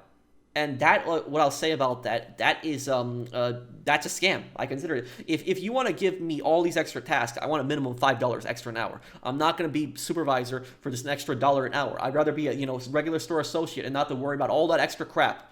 for that. So that's what I'll say is I'm not going to take that. So that's what I say is watch out for the promotion scam, because it's very common. Management will go up to you and they will tell you, you want a promotion, you want to become a supervisor, and it's just a way to throw extra work on you for and offer you a terrible raise. So that's what I'll say is just watch out for that. And if management tries to do that to you, just ask them, how much are you offering? How much are you going to give me for supervisor? Just see what they say. If it's like $1, don't take it, because that's what the company would do. And now going back to this pay, what I'll say about this is the number one thing that I have seen companies break in terms of law, because what people don't understand is that most retail companies, they break one law constantly, almost all of them. Almost every single major company out there breaks the exact same law. And when I asked you guys on stream, you guys all answer correctly. Most of you guys answer this correctly. And I've asked this question numerous streams. So I'm not the only person this has happened to. This has happened to multiple people. But what law do most companies break? Break laws. That is exactly that is the law that they break. Now, what are they breaking exactly? What they will do is they will guilt trip you into not taking a break. So let's say that you're working an 8-hour shift, right? 4 hours passes, you're halfway through your shift. You're tired, you want to get, something, you want to get lunch, you want to get some food. What they will do is management will guilt trip you. They'll tell you, oh, you can't go on break right now. You can't go on break right now. We have a lot of work. We have a lot of things to do. If you go on break, we're going to all be left behind because of you. It's not fair to the rest of the team. You can't go on break right now. It's like you've already been working for 4 hours. And do you know who should be blamed for that? Who should be blamed for that is corporate, for not hiring enough people. You should not have to take the burden of that corporate did not hire enough people, and management is trying to guilt trip you. And I'm going to tell you what they're doing with stuff like that, that's illegal. In most places, that is illegal, doing something like that, because you are legally allowed to take a break. In my country, in the United States, every state has their own break laws. But if you ever work in that type of environment, make sure you read up on what your break laws are exactly. Read up on your break laws, and maybe even have it on your phone, like a document that shows what the law is on your breaks, just so you can show it to management if they give you like a hard time. And you can tell management, no, this is not my problem. I have been working for half an hour. I am entitled to a break. I am entitled to get some food. I am entitled to rest for half an hour. I am entitled to that. I am entitled to that. You are a human being. You deserve a break. You are not a machine. And so I got guilt tripped into not taking breaks so much. In the first week that I was working there, I didn't even know I was allowed to take breaks. I was just a naive kid, and management saw me standing up at the register for 8 hours straight, hungry, tired. They didn't tell me that I could take a break. That's what was so scummy about that. But that was that's how management is. So I would say is know exactly what your break laws are and bring it back to management. And the thing is, what the manager will do oftentimes when they try to guilt trip you is the manager or the supervisor, they'll say to you, oh, I don't take breaks. I don't take breaks. That's what they will say. Well, that's you. But I am entitled to a break. I'm entitled to get some food, and I'm entitled to rest. That might be you don't take breaks, but I'm entitled to a break. And here's the thing is, when they say I don't take breaks, do you know what the supervisor and the manager are doing a lot of times? They're in the office. I know they're doing work up in the office, don't get me wrong, but they're sitting. They're sitting down. When you are actually, you're on the floor, or you're on the register, you're on your feet.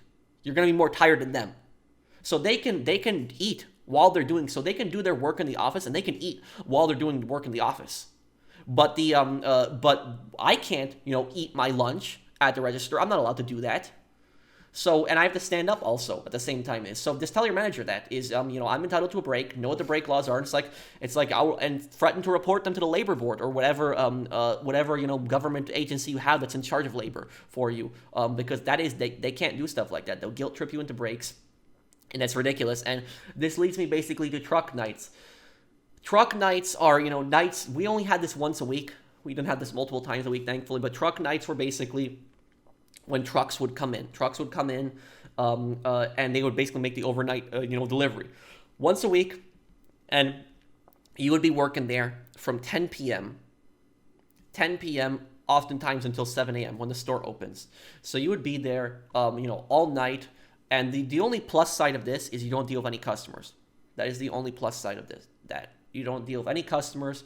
You don't have to deal with any of that crap. But the downside is you're unloading this huge, heavy truck all night long. There's just so many pallets of stuff. There's so much stuff. You bring in all these boxes, all this stuff. and you're unboxing it, and the thing that pissed me off the most, the Listerine cases. I hated bringing those in because they were just always so heavy.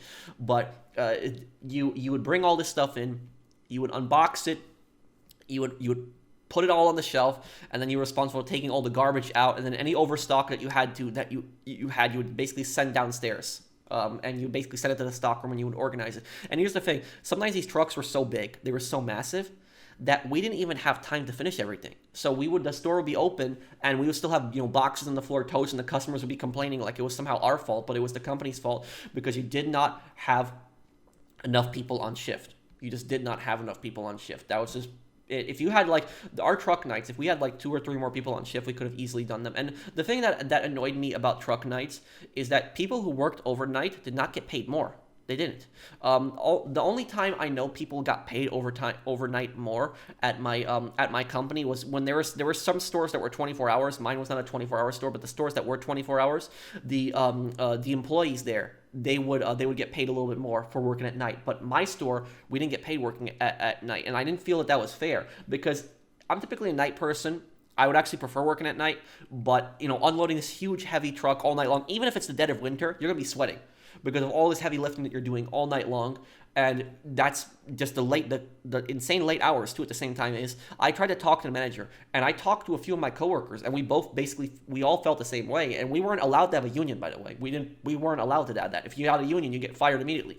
But I tried to I tried to talk to the manager, and I told the manager, I'm not the only one who feels this way. A lot of other people feel this way, and that is that we want to be paid time and a half for working on truck night, because there was people who would not be working truck night. They would not, and the management would never ask them to work truck night. There was people that were specifically only assigned to days. They would never be assigned to truck night, even though truck night was only once a week. It would just that once a week shift, that overnight shift, would just destroy you. It would ruin your sleeping schedule, and it would just hurt your back, and it was just not a fun shift to do.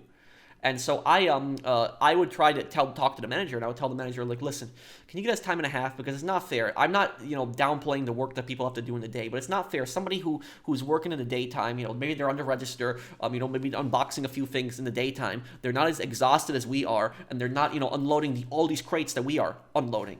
So I just didn't think that was fair, and I said, all we want is this time and a half. And the manager basically agreed with me. He did. He was the second manager that I had. He was a nice guy, and he agreed. And he said, I'll try my best, Patrick. And I believe him. I believe that he did try his best. And he was gonna go to a corporate meeting, and when they're in that corporate meeting, he was gonna bring that up. And the thing about this is, I told him, this is what I told the manager. I said, if corporate says no to time and a half, then ask corporate for me what the point is in working truck night if you're going to be doing all this extra work for not any extra money. And manager says, okay, I'll do it. And what ends up happening is manager, comes back from his corporate meeting, and I say, did you talk to corporate? And he says, yeah, I talked to corporate. And he's like, what is it? They say no. And I said, did you tell them, what's the point of working, truck night? He's like, yeah. And I'm like, what did they say? And he's like, the district manager said the incentive is you get more hours. So that's why you should apparently work truck nights, because you get more hours. Oh yeah, we get more hours. You get more hours, killing yourself, unloading this huge heavy truck. But that's exactly how corporate is. It's like, oh my God, it's like those truck nights. I'm gonna tell you, those truck nights were brutal. And I could basically spend another hour just talking about the truck nights specifically, because there's just so much stuff in them to cover. Maybe one day I'll do truck night horror story videos, but that's just basically going over all those points with just truck nights are just ridiculous. And now, going on to unreasonable management. I was talking about the management earlier, but there are a few more things that I basically want to go over with you. Is that, like I said, is the management will just run away and leave you. And I hate with this stuff. It's like when you get hired at the job, they'll just run away and they'll just leave you there. They'll leave you there. They won't help you. They'll just leave you there and expect that in 1 or 2 days that you're going to know how to do everything just like them.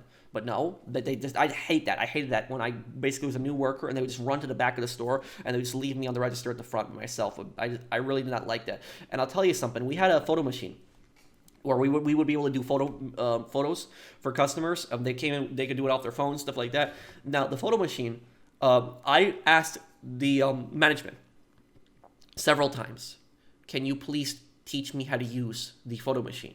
And it was always, oh, I can't right now. I'm busy. I'll show you tomorrow. I'll show you another time. I'm busy. I can't right now. And what ended up happening is this one supervisor that I had, she was such a rude person. I did not like her. I thought she was really nice at first, but then she was extremely nasty to me. She was extremely nasty. She was extremely rude to me. She would constantly give me an attitude. If you want to know how rude this supervisor was, is she was the most nicest person ever, all smiling to customers. But when she talked to staff, she was nasty as hell. She was just a very, unpleasant person to deal with. If you want a perfect example of how unpleasant this supervisor was, there was a coupon machine that we had, and it was in the front, and it was right near the registers. And we had, it was me and my coworker. We were both up manning 2 registers. And we had this huge line. We couldn't get off the line. And then there was a customer who was complaining, "Can you fix the coupon machine? I want my coupons." I started complaining about that. It's like, you literally see us, we're in the middle of a line. It's like, so we had a stupid customer that could not tell that we were in the middle of a line. And I basically called up the supervisor, who she was in the office. And I said to her, "Can you please, come down and fix the coupon machine?" And she said to me, "Are you idiots so incompetent that you can't get anything done?" That is literally the reaction that I got from her. She ended up apologizing to me later at that day, and I said that it was okay. But I'll tell you this about her, is she would talk to me like that again. And that's what I would know, that's at that point that she is not sorry. So that was the type of person that she was. And if you actually called her, I was scared to call her up, because if I called her for anything, she would just give me an attitude. She was acting like I was intentionally trying to waste her time, like I was intentionally trying to piss her off. But that's the way that she would act.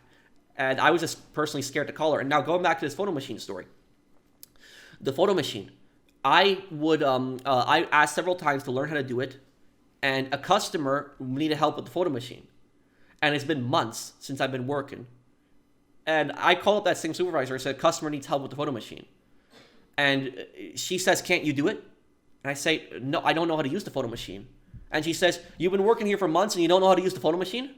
I asked you several times. So the same person who says that I cannot help you, I asked several times to learn how to do it, and now you're getting all pissed at me for not knowing how to use the photo machine. So that's what I say, is management doesn't teach you things, and they get pissed at you. They get pissed at you for things that you don't know how to do, like it's somehow your fault. But that's what it was. That supervisor that I was actually ranting about, she actually ended up getting fired later on. She didn't get fired for being rude and nasty. You'd think that's what she would get fired for. She got fired because one of her friends would come in, and one of her friends would come in with all these coupons, and she was the one who rang her up every single time, and she would basically buy like hundreds of dollars worth of merchandise, and she would basically pay little to nothing for it. And so she got fired for that later on. But she should have got fired earlier for that, honestly, or at least talked to, for just being so nasty to the staff. But that's what it is. It is so hard to fire people in retail. Like, the companies very rarely fire people. Oftentimes when they fire people, they fire them oftentimes for stealing. That's typically what it is for stealing. And that same supervisor that got fired, that was giving me constantly an attitude, is whenever she needed help, I had to drop whatever I had to do and I had to come up and help her. But if I needed her help, nope, it was always, I was wasting her time. Can't you see I'm in the middle of something?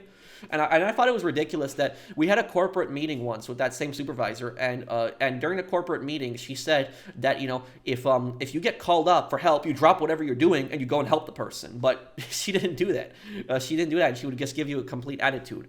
And this leads me to my next point, which is the how corporate is stupid. Corporate is completely dumb on a lot of this crap that they do. So corporate does not know at all how their stores run. I'll tell you that. Corporate is the most clueless. They don't know anything. And they will never listen to suggestions. They always think that they know how to do everything the best. I mean, it's their company. They're in charge of it. But you'd think that they would at least listen to some of the staff, at least listen to some of the workers that are on shift. But no, oftentimes they don't. And I'll give you a perfect example. We had this one district manager. And what he would do is he would come in to take a look at the store. And when he would come in to take a look at the store, he would come in for his, inspections, his like monthly visit. And when he came into the store, he would tell us in the middle of the sales floor where all the customers are, like, you guys are doing a great job. I remember he always did this. You guys are doing a great job. Keep it up. And he would just basically leave. And then what would happen is, literally an hour later, he would just send an email to the supervisors and the manager. And this email was the most nasty, vulgar email ever. I'm not going to say what he said here because that video will probably get demonetized, but I'm just going to say blanks you probably will know what I'm saying is, you guys don't know what the blank you're doing. You guys better get your blank together. If you don't, you're getting blank fired.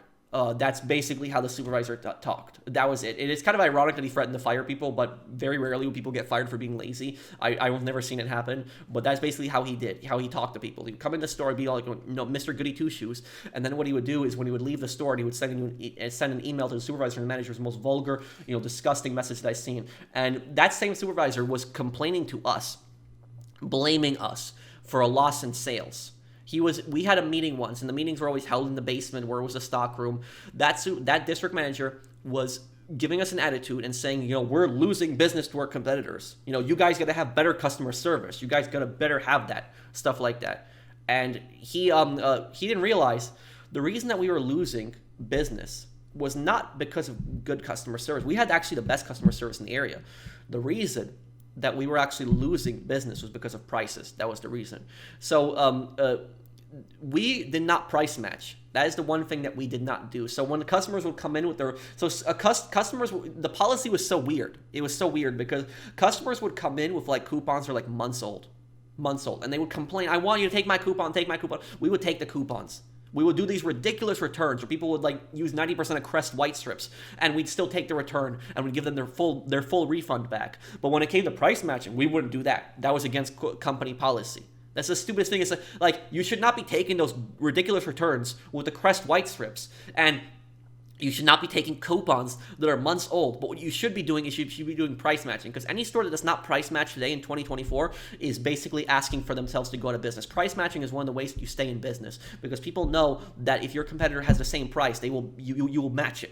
That is basically the idea of price matching. Price matching is when you go into a store and you show them proof. You pull up your phone and you say, this store has this exact same item for lower than your store. Can you price match it? Can you give me the same price the competitor is offering? That is a legitimate thing to complain about. And I'll tell you this is I did that in when I would go to Best Buy. So for people that don't know, Best Buy is a great company because Best Buy, they do price matching. The company that I worked for did not do price matching, but Best Buy does price matching. So if you actually go into Best Buy, go look up the exact same item on Amazon that you're looking for in Best Buy. It has to be a brand new item and it has to be sold by Amazon. So it can't be sold by a third party. But if you find the exact same item that is on Amazon and Amazon is selling it for less, you can just show them their phone. They will give you the they will price match it for you. You have to have the right UPC code. You have to have that. But other than that, they will price match. And so my company did not price match. And I know that prices were the reason we were losing business. I know that for a fact. The reason is because when I did returns a lot of times, these returns that I did, the customers in those returns, they would be bringing in lots of stuff. They would have their receipts, so I know they weren't stealing it. And I would ask them, why are you returning all this stuff? Like, they return like bags of stuff. And they would say, the grocery store, next door has it for cheaper. That's what they would do. So we had a new grocery store that opened up next to us. And that new grocery store, they were offering stuff, sometimes even half of what we were offering. So that store next to us was killing us. That's what it was. It was destroying the business because the company would not price match and had all these things that were several more dollars expensive than what we had in our store. And I tried to tell my manager this. I said to my manager, "Why don't you bring this up to him?" He's like, "I know it's a reason, but we can't really tell that to corporate." It's like, well, corporate needs to hear that. Corporate needs to understand that. That is really why we're losing business. And that's what I honestly wanted to tell that district manager to go F himself. Excuse my language, but I wanted to, because he was pissing me off because of this, the rude behavior, blaming us for a loss of sales when it's his stupid pricing, his company and corporate stupid pricing that's responsible for that, and his policy of no price matching. That is the reason for it. And they're basically trying to throw it all on the employees, and they're acting like the employees are like they're all at fault. It's like, no, I'm gonna tell you something right now. If you have two stores right next to each other, right? And both of those stores have the exact same items in stock. But one of those stores has the best customer service in the world, but yet it has the expensive prices. And the next door to it has really good prices, but really terrible customer service. The people are going to go to the store, most of them, the store that has the really cheap prices. Because at the end of the day, customer service will only get you so far. People are going to look at their wallets. They're going to look at what money they have, how much money they're spending. They're not going to look at stuff like customer service. So I always puzzled by stuff like that, because these companies, they pay workers a little bit above minimum wage, and they basically expect like 5-star, 10-star, customer service, like you're gonna get at some like fancy restaurant, like something like that. But that's basically what it is they expect that you're gonna give like the 5-star customer service, paying you a little bit above minimum wage. I'll tell you this one worker I worked with, and she was a really nice lady, and I remember she was an older lady. She also ran her own She also ran her own business. She had a food truck. But about her is she told me something I'll never forget. And the thing that she told me is she told me my father told me that if you pay somebody $10 an hour, you're gonna get $10 of labor an hour. And that's basically that is so true. If you pay somebody minimum wage, that's exactly what you're gonna get. Is you're gonna get minimum wage work. I'm not saying that for people to be lazy. What I'm saying is don't go above and beyond. Just do basically what your tasks are. Do what your tasks are, what your job description is, but there really is no reason to go above and beyond if you're not going to get rewarded for that. If the company's going to treat you like crap like that, and they're going to pay you just a little bit of minimum wage and give you terrible like raises like that, that's just not worth it. It's not worth going above and beyond for them. Just do your tasks, what you're supposed to, but don't go above and beyond, because I don't really think that there is a reason for that. And if you want to know how scummy corporate is in this, I'll tell you guys 2 more stories. We had an email system at the store, and how that email system worked is customers would give their email. It would tell the customers if they're not signed up for the email program, and if you basically gave your email, they would email you coupons. And if you sign up for the email, you would get 20% off. That is basically what you would get. And what happened is, staff wanted us, management was really pushy with that. They're like, get the emails. And they wanted customers to sign up for the email program just so they would get more coupons and they were more inclined to spend. And I had gotten more customers to sign up for the email program than anyone else. And how I would do it is the trick that I did to basically get customers to sign up for the email program, it was easy. That 20% email off coupon that they would get, I would tell them, I can apply that 20% off coupon for you right now if you want. So I would tell them, put in the email, they would give me their email, and then what I would do is I would apply the 20% off coupon, and I would just do that for them. Most people didn't do that. They would just do the transaction and just ask for the email, but I would tell them, I would take 20% off, and most people were like, yeah, sure, I'll do it. And the email program wasn't a bad thing to be signed up for. You did get a little bit of spam, but you did get a bunch of good coupon deals, but it was just, the way management was just so pushy about it. It was just so frustrating and just so annoying. And so I had gotten so much of these emails, and the manager basically was bragging about it, saying Patrick had gotten broken record amounts of people that signed up for the emails, and he told me, I'm going to give you a good reward for this, Patrick. And I basically ended up talking to my manager like a month after that, and I said to him, you told me that you're going to give me a reward for the emails, and then he's like, oh crap. And he completely forgot, and then he went something on his computer. He clicked a few things, and he's like, there, I did it. He's like, log into your portal, you'll see it. And so I logged into my company portal. You know what he gave me? He gave me $5 in store credit. This is something that's you see on The Onion or something, something that's made up. But that's what he gave me. Getting that amount of, I had gotten over 100 people to sign up for their email program. I'd gotten $5 coupon, not even $5 in cash. And that coupon policy that I told you guys about, the expired coupons, they would never do that for the employees. So they would do that for the customers. They complained about expired coupons, but the employees, if you brought in expired coupons, they wouldn't take it. Management wouldn't take it. So that was it. So they would give customers all these ridiculous freebies, but then your employees, somebody like that, getting the most amount of emails, getting only $5. And I'll tell you this, I stopped collecting emails after that. When customers would it say that they're not signed up for the email program, I'd say, do you want to sign up for the email program? And they would oftentimes say no, and that would just be it. I wouldn't be telling them that they get a 20% off. Well, I guess I would be helping them save their money, but at the same time, you have to understand my perspective. I was just it was demoralized from that. I just felt like crap. I worked so hard, getting that many people to sign up, and I just felt like I did it for nothing, just for corporate greed, basically.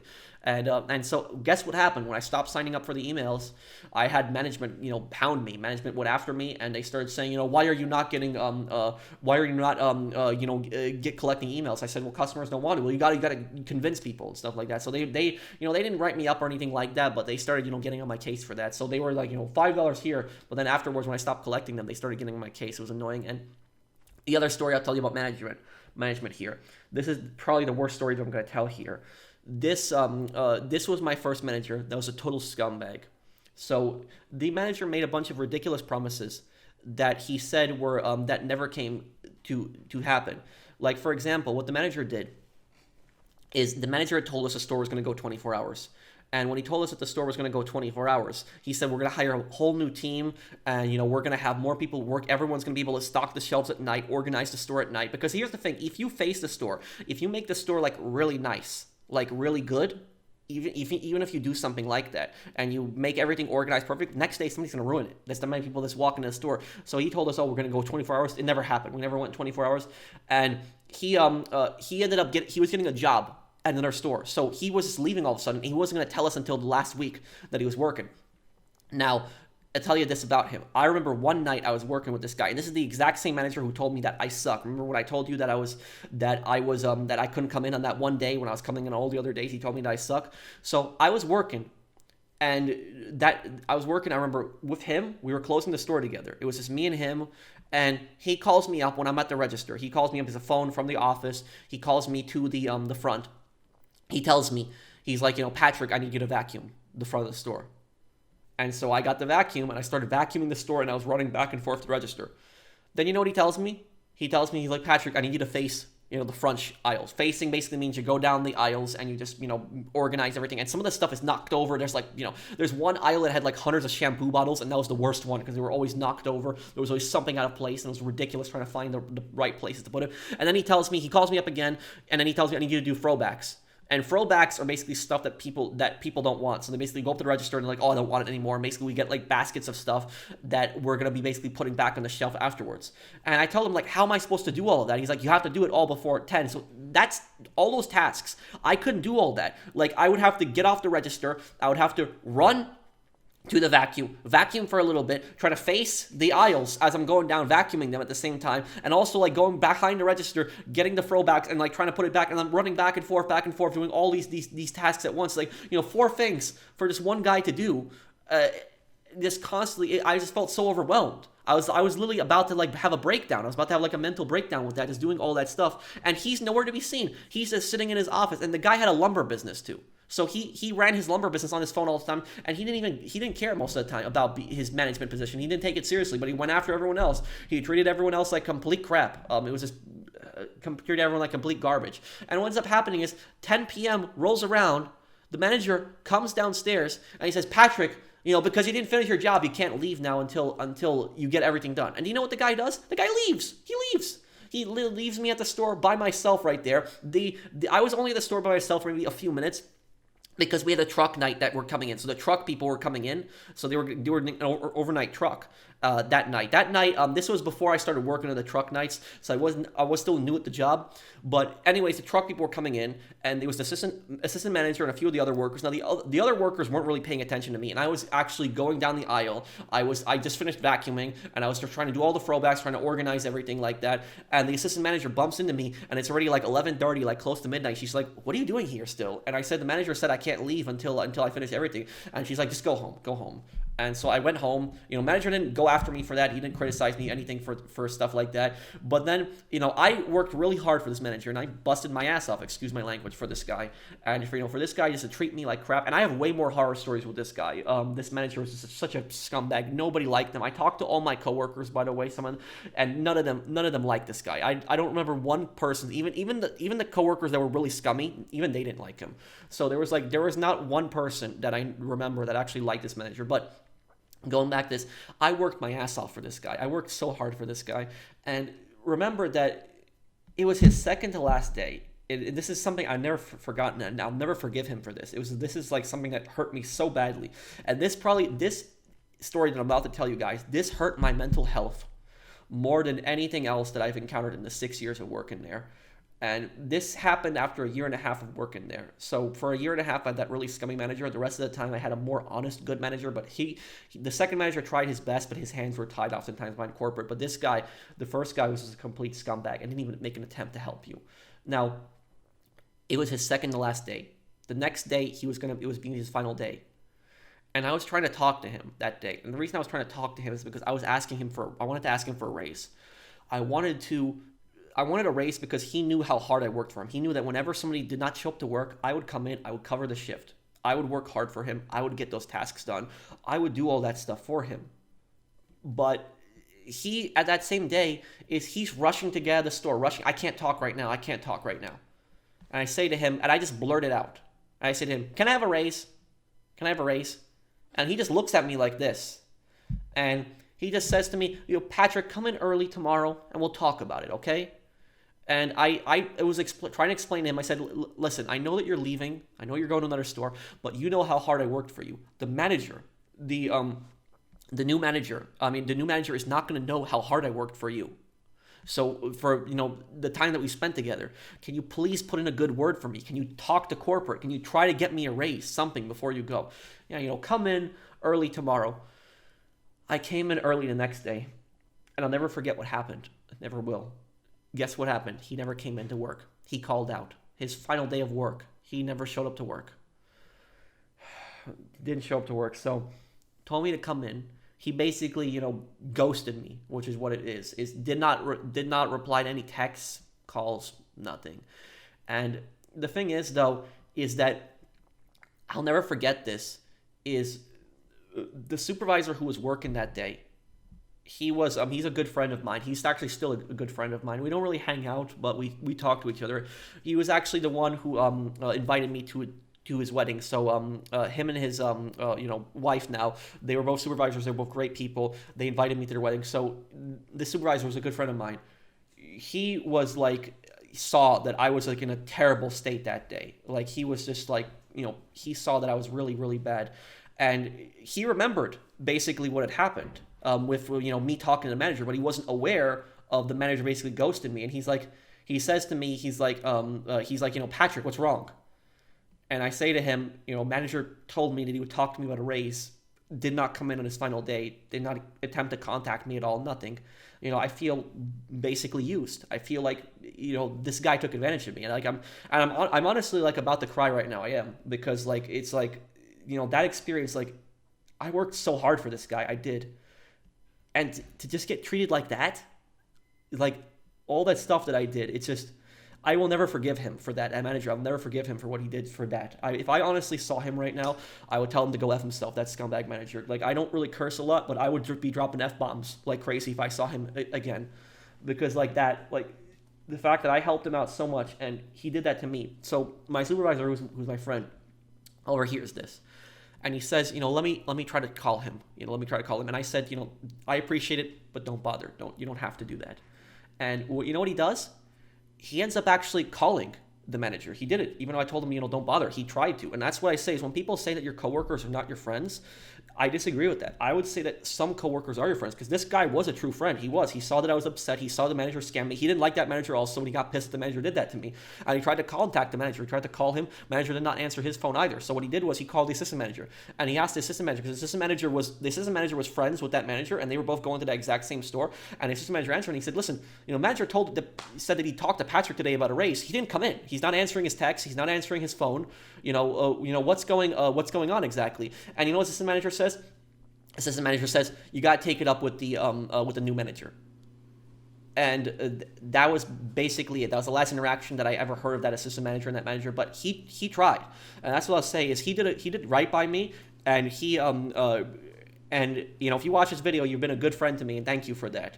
But that was he did right by me for that, and I never forgotten that, and that was a good thing. He that simple, just trying to make it right, trying to call him, trying to demand, why he did that stuff like that. He could have gotten in trouble, but he did that for me because he saw how the manager basically just treated me like garbage, and he tried to go out of his way to help me. Now the new manager, when the new manager actually came in, the new manager was actually a really nice guy, and this new manager I liked him for the most part. I really did not have much problems with him. It was for the rest of the next few years that I worked, the more problems that I had was with corporate directly and with the supervisors. Some of the supervisors were scummy, but that manager, the new manager, was actually a way nicer guy.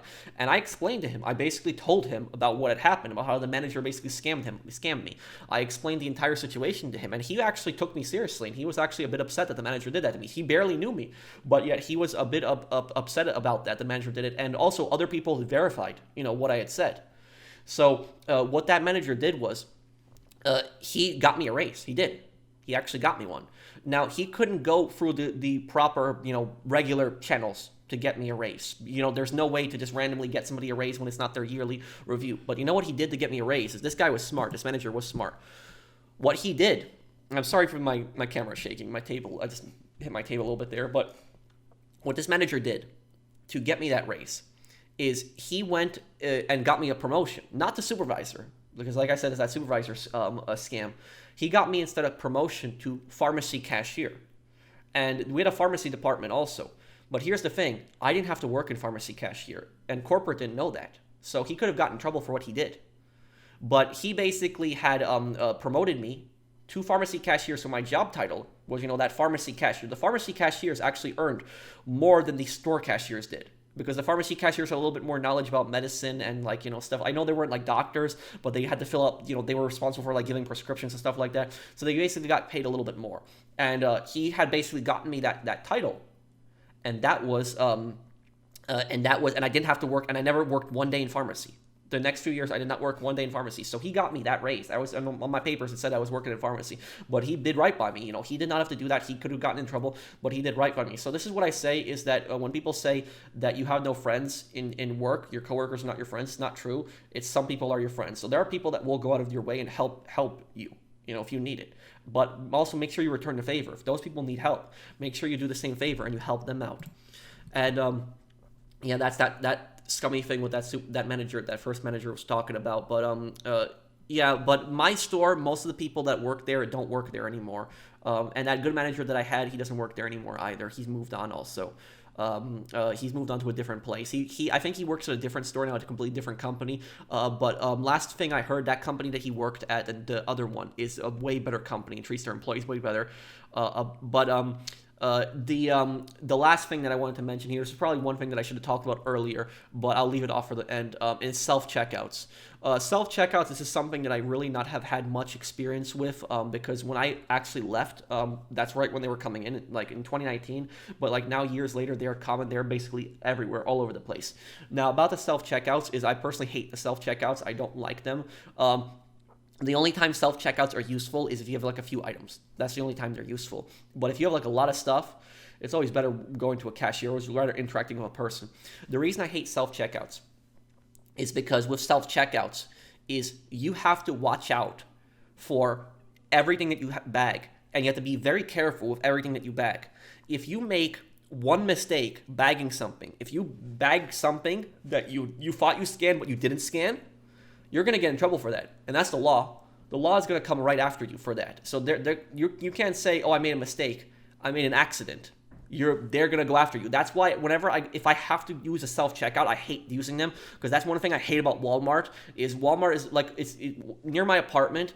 I have a Walmart that's literally like 2 miles from my apartment. So that's where I, get all of my groceries pretty much. And so sometimes I go to Walmart when it's like, 8, 9, 10 p.m., right before closing. And, I don't go like, I'm not like one of those people that like goes like 20 minutes before closing, but I usually go, the last I'll go is like an hour before closing. So I still am able, I always leave the store before 20 minutes before closing, if anything, so I don't waste the staff's time.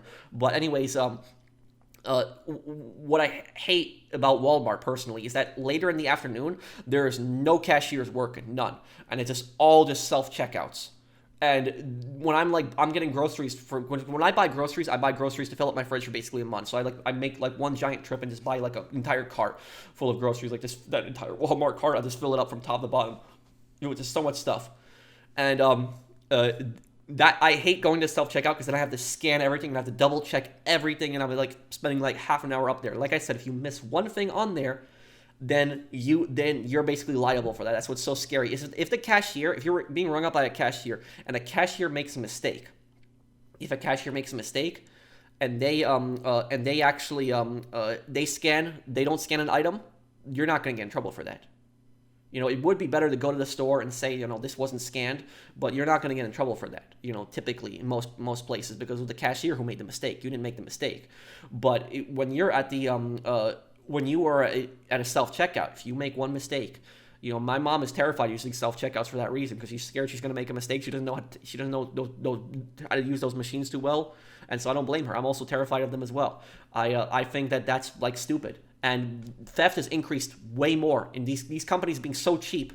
And like, I remember when self-checkouts were coming out, retail workers were actually excited. A lot of retail workers were excited when self-checkouts were coming out, because they thought that they'd be able to get more people on the floor. They'd be able to get more work done. But the thing is, when the self-checkouts came in, it had the opposite effect, where companies instead, they slashed the amount of hours. So they cut the hours even more. So self-checkouts have just increased shoplifting, because it's a lot easier for people to steal, and also people accidentally make mistakes. People's hours have been cut. So I just generally don't think that they are a good thing. Like I said, the only time I think self-checkouts can be good is if you have like one or two things. But if you have an entire cart worth of stuff, it's annoying as hell using a self-checkout machine. So that's what I think is the self-checkout stuff is stupid. And when I would work in retail, if a customer brought me up like 5 of the same item, I would just take that one item and just scan it 5 times, click like that. and that's just so I can just throw it in the bag. I don't have to take each of the items and just it's the same item 5 times. But the thing is, if you do that as self checkout and you take 5 items, I've had it happen to me before where I just scan one item 5 times and I put the other 4, that one and the other 4 in the bag. What happens is the machine starts like going alarming, like possibly that I didn't pay for, and then a store associate has to come over and unlock the machine. I have to explain to them basically what had happened. That whole thing is just completely frustrating, and you have like basically like store associates that are like standing over there. Like I don't even know what's the whole purpose of that. Like wouldn't it make more sense of just being on the register, having like a chair for them? But it's like like I said, the whole self checkout thing is just a complete mess, and it's just really stupid. But that is pretty much it. That is my rant for retail. And the thing is though, guys, is I could probably spend like hours and hours and hours just basically talking like horror stories. But that's basically my entire breakdown of like retail. Is it's like it's a not a good job. It's a job where you get verbally abused by customers. Oftentimes you have like terrible staff, and if you don't have terrible staff, the corporate staff is almost always like unreasonable. They almost always are. So even if you have really good manager and really good supervisors, the corporate is just gonna suck. Corporate is always gonna suck. They're just terrible in general. They don't let their cashiers sit. They pay them a little bit above minimum wage. Basically treat them like crap. There's so much stuff that they go through. There's bad coworkers that will call out. There is stores are constantly short-staffed. Management can be unreasonable. They guilt trip you into not taking breaks. There's just so much stuff that you could be basically going on for. But what I'm saying is I'm not saying I'm not insulting anybody that works in retail when I'm saying this. The whole purpose of this video was basically to explain my opinion on it, but also to like give people advice when they're like in these environments. And I would say is that the one thing that I will say, if I could go back to myself from like 2013, like right when I started working in retail, if I could tell myself like one thing to do, I would tell him 2 things. And I would tell him, quit after a year. Don't spend there for too long. Look for a better job. And the second thing is learn how to tell people no. That's what I would say, because I didn't know how to tell people no, and people would take advantage of me constantly. A bit different now. I still have a hard time sometimes telling people no, but it's not to the point where it was like years ago. It's like I'm way more willing to tell people no, and I'll give this piece of advice. And this doesn't just work for retail, but works in general. It's how to tell people are taking advantage of you. There's a very easy way to tell people are taking advantage of you, and it works. This is what you do. If somebody needs help with something, whether it's your coworker, somebody you think is your friend, whoever in general, right? And they ask you for help with something that you're not supposed to do, something that's not your responsibility, but they're still asking you for a favor to help them. What I would say is help them. Do that favor for them. And then the second that you need a favor, the second you need help with something, you ask that person, can you help me? Can you help me with this? And see how they react, because how they react is going to be showing you whether they have been taking advantage of you or not. If that person gives you excuses, they say, oh, I can't really help right now, I'm busy, I'm doing a bunch of stuff, you follow up with this point. You just tell them this. You say, okay, when can you help me? What day and what time is convenient for you? When can you help me? And just see how they react. If they give you another excuse at that point when you tell them what day and time works for you and they say, oh, I don't know, they were using you at that point. If they're not giving you a clear answer because they're hoping that you still keep helping them in the future, but they don't want to help you, that's basically what it is. And next time that person asks you for help, you basically just say to them the same thing. You say to them, oh, I'm busy. I can't right now. The exact same thing they do. You don't have to give them an explanation. Say, I'm busy. I can't right now. Let them deal with the exact same crap that you had to deal with when they took advantage of you. So that's what I'll say is don't let people take advantage of you, because that's what I'll say is retail is not a bad job to work in for like a year or two, get some job experience, maybe like save up some money for college and stuff like that.